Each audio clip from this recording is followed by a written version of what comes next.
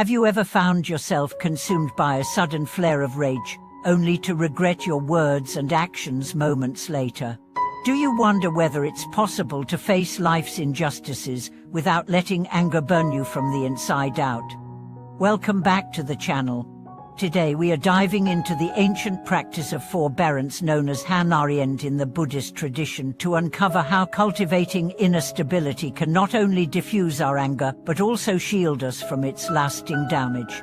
We'll explore two core ideas. First, that anger is a self-perpetuating fire, fueled by our unexamined reactions, and second, that by developing mindful awareness of our bodily signals and applying wisdom-rooted techniques, we can transform rage into compassion and inner calm.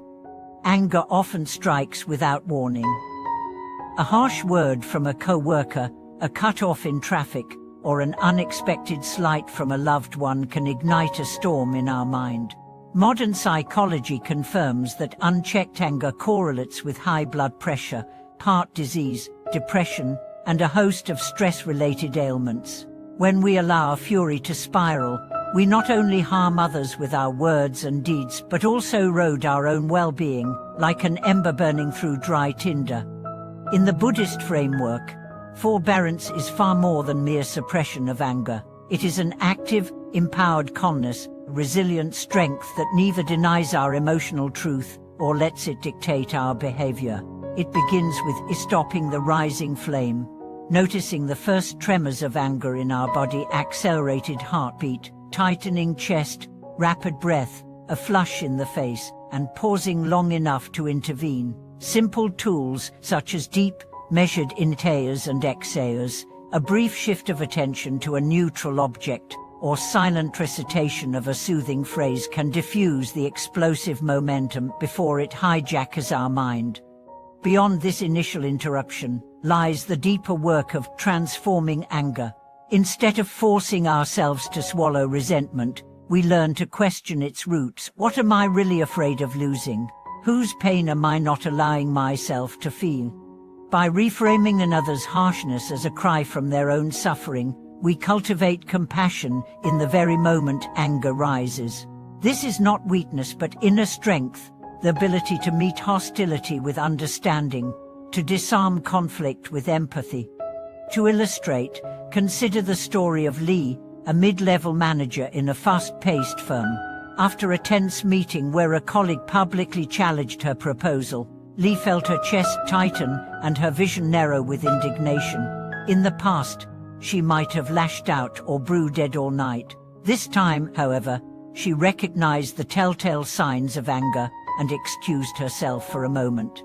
Standing by the window, she closed her eyes, took 3 slow, deep breaths, and silently repeated to herself, "May I respond with clarity, not reactivity." Then she brought to mind a moment when she herself had felt insecure presenting her ideas, sensing her colleague's critique as a defense against his own fears. As compassion softened her heart, she was able to return to the room and respond with measured words, addressing his concerns calmly rather than fueling an argument. That evening she slept peacefully, instead of replaying grievances. This practice exemplifies how forbearance weaves together mindfulness, insight, and compassion.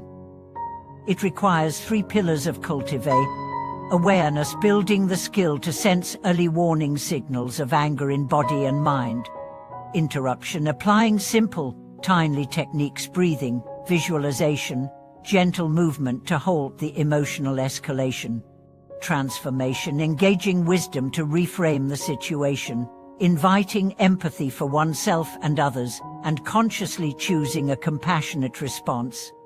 Over time, these pillars create an inner fortress.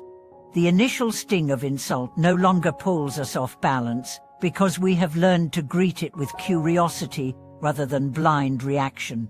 We cease to be slaves to our emotional triggers and instead stand rooted in clarity and kindness.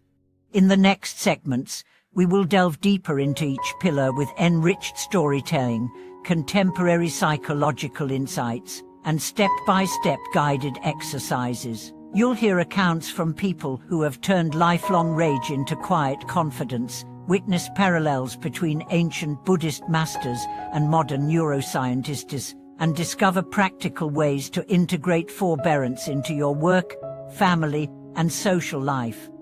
By the end of this journey, you'll not only understand why forbearance is essential for protecting yourself from the harm of anger, but you also have a personalized toolkit to cultivate this powerful quality in every moment of your day. Thank you for watching this video. Please share your own experiences with anger and forbearance in the comments below, and don't forget to subscribe for more insights into living with wisdom and compassion.